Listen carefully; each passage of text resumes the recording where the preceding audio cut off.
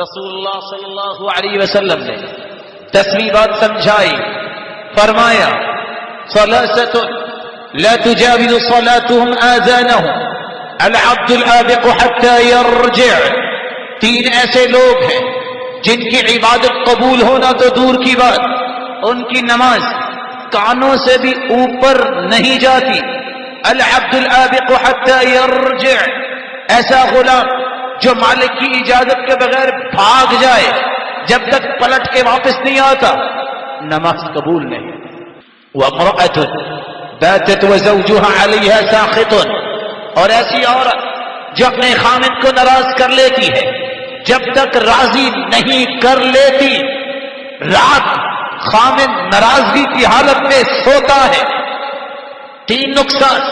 پہلا نقصان، اللہ کے رسول کا فرمان ہے اس نے کوئی نماز پڑھی ہے تہجد بھی پڑھ لے کانوں سے بھی اوپر نہیں جائے.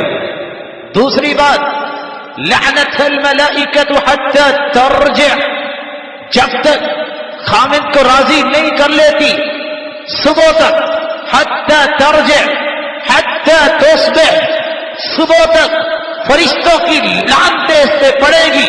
تیسری بات، حتی ترجع، اور اگر صبح تک بھی راضی نہیں کرتی جب تک ناراض رہے گی اللہ کے فرشتوں کی لعنتیں اس پہ پڑتی رہے گی.